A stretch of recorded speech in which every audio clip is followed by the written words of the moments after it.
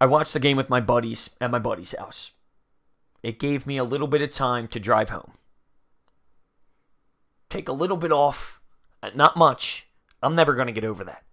That could potentially be the worst, the most heartbreaking playoff loss in Philadelphia sports history. It goes up there. Got to give credit to Kawhi Leonard. He made the shot. Now, big picture, the Sixers lose Game 7 on a shot that hit the rim 3 times and rattled in, right? Big picture. But I thought the Sixers had a chance to win this game and didn't take advantage. Realistically, the Raptors, they didn't play particularly well. Kawhi Leonard scored 41 points, which is outstanding. He took 39 shots. The Raptors shot 38% from the field, but they got 24 more opportunities than we did. We allowed 16 offensive rebounds. We turned the ball over 17 times.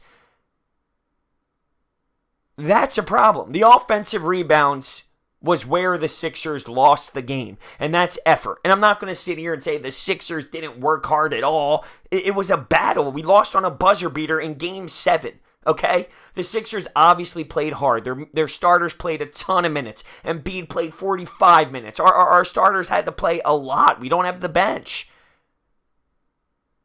But on the glass, we got eaten alive. That's where we won games in this series, on the glass. 16 is almost unfathomable. It's horrible. It really is. It's horrible.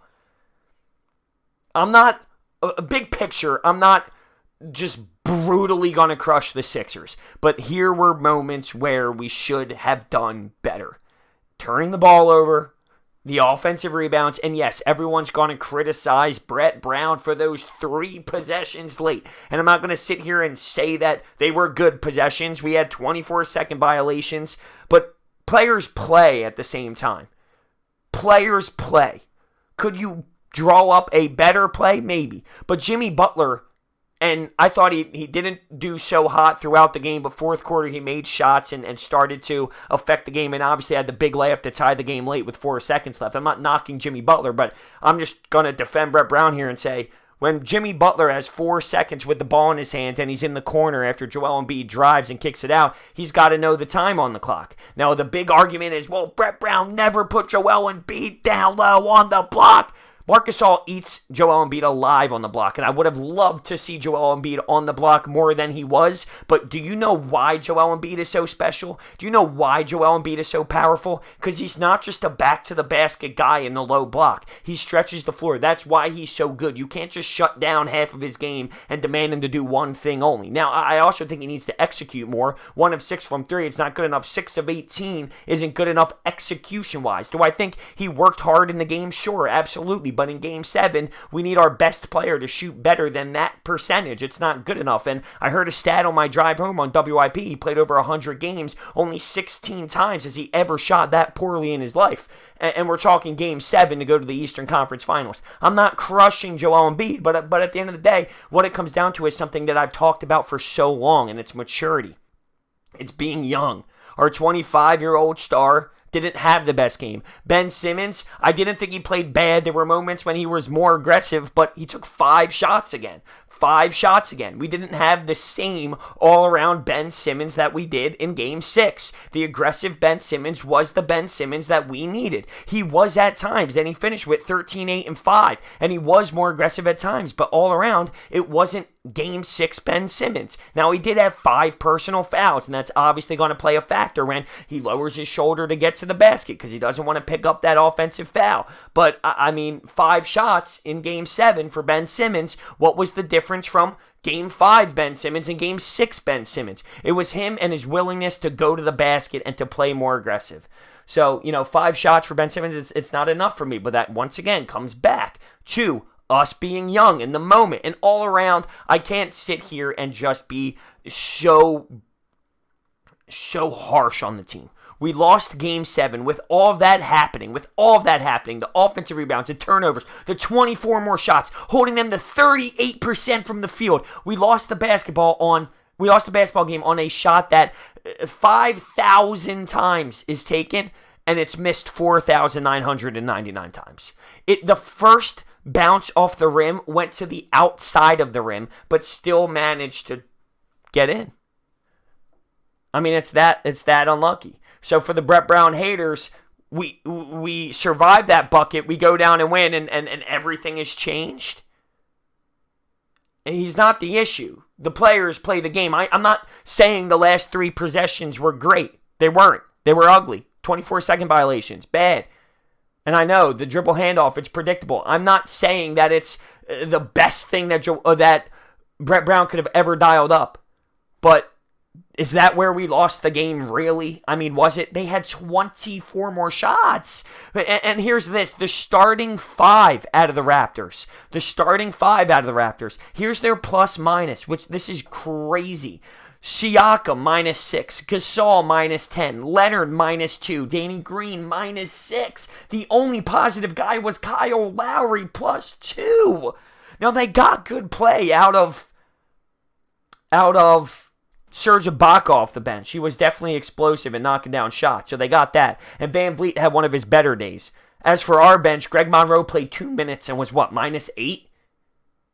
I couldn't believe Brett Brown even went with him for 2 minutes, but once again, 2 minutes, that wasn't the issue.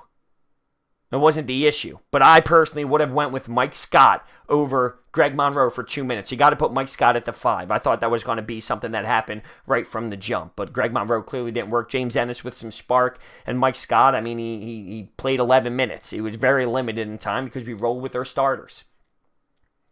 This is such a weird feeling, and right now I'm just kind of in shock, to be honest with you.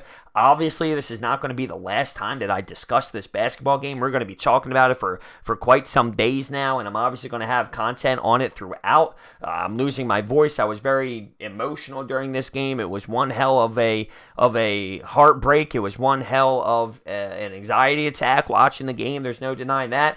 But at the end of the day, we lose to the second seed Toronto Raptors in Game 7 on the road due to a shot that never falls in. I mean, never falls in. And for Kawhi Leonard to score 41, that's all great and dandy. Guys, he took 39 shots. 39 shots. That's not efficient. It looks great, 41 points. It's not efficient. The Sixers did a decent enough job to win this basketball game, and that's what makes it hurt even more. That's what makes it hurt even more. With everything that happened, the Sixers should have won the game. They should have taken the most of their opportunities. Now, of course, they got lucky with Kawhi Leonard missing a free throw. Jimmy Butler grabbing it. Going down and getting the foul. That was big. Kawhi Leonard doesn't miss free throws. You're right. We got lucky on that aspect. But I'll tell you what, that this is one of the most crushing losses that I can remember. And I'm just hoping that the Sixers find a way to... Players, I mean, you see him be with his head down, crushed, walking into the locker room. They got to learn. They have to take this. They have to take this and move forward with it. It's a process, and they got to find a way to take this and build off of it and grow with this as a basketball player. You're going to go through heartbreak, and you know, maybe because this happens, well, something happens in the future. Now, I'm just going to throw this out there. I know there's no relevance to it right now because of how devastated we are, but when the Flyers went to the Stanley Cup in 2010, we were down 0-3 and down 3-0. Well, we were down 0-3 to the Boston Bruins. We come back and force a Game 7. We were down 3-0 in Game 7, and we won. We won that game. We advanced to the next round. The next year, after the Bruins went through that, they won the Stanley Cup. And you're silly if you don't think that the year before played a factor. And I'm not going to sit here and say that means the Sixers are going to win the championship next year. But I'm saying, you know, this heartbreak can be a difference maker in Ben Simmons' career and Joel Embiid's career. I'm just saying. Now, in regards to Jimmy Butler and Tobias Harris, I thought Toby did okay today. 15 points, 10 boards. He did miss one open three there late in the corner that people were freaking out about, but overall, I didn't think his game was bad. Jimmy Butler was a little quiet and struggling for a decent amount of time, 1 of 8 from the field, but in the fourth quarter, he took over to what Jimmy Butler does. I don't think our new assets did bad in Game 7. It was just all around executing when we needed to. We had the lead in the fourth quarter. The offensive rebounds, the amount of times I watched us get a stop, the offensive board came back, get a stop, the offensive board came back, and then they hit Kawhi Leonard wide open for three. I mean, it made my eyeballs bleed. At one point, Kyle Lowry, the smallest guy on the floor, was flying over Joel Embiid and the big men on the Sixers and grabbing rebounds and kicking it out to wide open guys. We lost the game, in my opinion, on the offensive rebound side. We didn't rebound the basketball, and we were winning games in this series due to the fact that we rebounded the basketball. But I got to give credit to the Raptors for winning the series. It obviously was a series that came down to the legit wire, and I'm on the upsetting side of it, and from here, we just see where it goes. I mean, that's just reality. It stings. And like I said, this won't be my last time talking about it. I will be discussing the Sixers for a little bit of time now because, there's a lot that's going on now. Where do we go from here? What happens? The head coach thing, which is ridiculous in my opinion. Jimmy Butler, Tobias Harris. There's so much involved. And what does this mean, this loss mean to the city and the Sixers organization? So we lose on a buzzer beater. At the end of the day, we lose on a buzzer beater. I feel like I'm being a little hypocritical because big picture, yes, you look at it and say we lost on a buzzer beater. But there were times in that game where we should have done better. The last three possessions, the rebounds, the turnovers. I mean, it seems like things that have been a repeated thing, and then people want to go, well, that's on Brett Brown. But is it also on the fact that our star Ben Simmons took 5 shots? Is it on our thing where our superstar Joel Embiid went 6 of 18 from the floor? Does that play a factor ever for the Brett Brown haters? Or is it just only Brett Brown? I'm not giving him a free pass at times, but players play. Players play. Let me know your thoughts down below. I'll see you guys next time.